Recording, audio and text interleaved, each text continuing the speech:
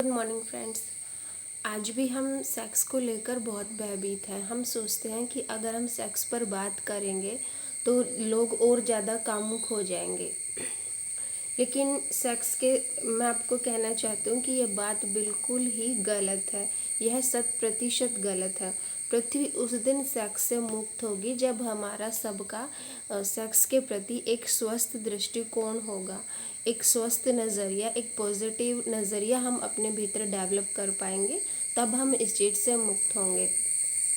और हम सभी व्यक्ति, सारा समाज सेक्स शब्द से डरा बैठा है।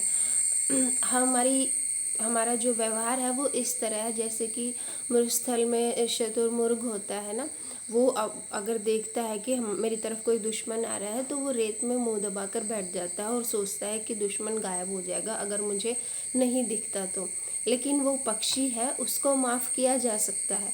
लेकिन अगर व्यक्ति भी अपने जीवन में ऐसा ही व्यवहार करे तो हम उसको माफ़ नहीं कर सकते। इसलिए हमें सेक्स को समझना होगा, उसको जानना होगा, उसके महत्व को पहचानना होगा, उस पर खुलकर बात करनी होगी। तभी हम एक दिन ब्रह्मचर्य को पा सकते हैं, तभी हम उससे मुक्त हो सकते हैं, तभी हम उस चीज़ से ऊपर उठ सकते हैं।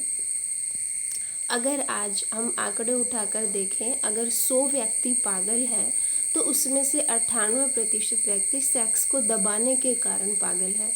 अगर 100 स्त्रियां पागल हैं तो उसमें 99% स्त्रियों ने सेक्स का दमन किया है अपने भीतर, इसलिए वो पागल हैं। अगर उन्हें हिस्टीरिया, मिर्गी के दौरे पड़ रहे हैं तो वो इसी कारण है कि उनकी जो मूल ऊर्जा है उसको उन्होंने दबा लिया है। अगर आदमी आज इतना बेचैन है, अशांत है, पीड़ित है, दुखी है, तो वो इसी कारण है क्योंकि उसने इतनी बड़ी ऊर्जा को, इतनी बड़ी पावर को बिना सोचे समझे अपने अंदर दबा लिया है। अगर हम आज के साहित्य उठाकर देखें, किताबें उठाकर देखें, गाने सुने, उपन्यास सुने, कहानियाँ, कविताएं, कुछ भी सुने तो उसमें हर जगह एक नग्न स्त्री की फ़ोटो होती है या उसी पर सबकी चर्चा चलती है। तो ये सब क्यों है? अगर हम मनुष्य से सीधा बात करें तो वो आत्मा की, परमात्मा की, धार्मिकता की बात करेगा। लेकिन अगर हम हर जगह पोस्टर देखें, परिणाम देखें, आजकल की फिल्में देखें तो हर जगह नग्नता ही है, सेक्स ही है।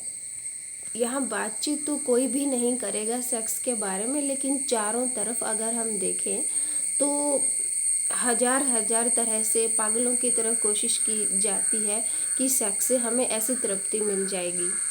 आदमी को हमने, जो हमारी सभ्यता है उसने परवर्ट कर दिया गया, उसको अच्छे नामों के आधार पर उसको विकृत कर दिया गया, जैसे ब्रह्मचार्य शब्द है। लेकिन कभी भी इस बात की चेष्टा नहीं करी गई कि पहले मनुष्य की जो काम की ऊर्जा है उसको समझा जाए, उसको रूपांतरित किया जाए। बिना उस ऊर्जा को समझे हमने उसका दमन कर दिया है। संयम की सारी शिक्षा मनुष्य को पागल और विक्षिप्त बना देती है। मनुष्य कभी भी पहले इतना रुग्ण नहीं था, इतना पागल नहीं था, इतना विक्षिप्त नहीं था, इतना पॉइजन्स नहीं था, इतना दुखी भी नहीं था जितना कि आज है। एक बार एक आदमी अस्पताल से गुजर रहा था तो वहाँ पर रोगियों को देखा। एक रोगी को कुत्ते ने काट रखा था तो वो 10 दिन उसको अस्पताल में रखा गया। फिर एक आदमी को बिच्छू ने काटा था, उसको 3 दिन हॉस्पिटल में रखा गया। लेकिन फिर आगे एक केस आया जिसको आदमी ने ही दूसरे आदमी को काट रखा था, उसको महीना भर हॉस्पिटल में रुकना पड़ा। तो इसका अर्थ, इसका मतलब आशय ये है बात का कि आदमी अंदर से इतना जहरीला हो गया है, हर समय वो ज्वालामुखी की तरह अंदर से उबल रहा है। और इस आग की तरह उबलने का कारण, ज्वालामुखी की तरह कभी भी वो फट सकता है, इसका मुख्य कारण यही है कि हमारी जो मौलिक ऊर्जा है, हमारा जो बेस है, हमारा जो आधार है हमारे अस्तित्व का, हमारे होने का, उस पावर को हमने दबा दिया है। हम उसके ऊपर कब्जा करके बैठ गए हैं। आपने देखा भी होगा कि कई बार एक्सीडेंट हो जाता है, दुर्घटनाएं घट जाती है जब भी हम बाहर होते हैं। तो हमें कई बार आदमियों का ध्यान नहीं रहता, हमें कईयों के नाम याद नहीं रहते, हमें कईयों की शक्ल भी याद नहीं रहती, लेकिन हमें इतना पता है कि वो आदमी है या औरत है। इस चीज़ को हम कभी भी नहीं भूलते।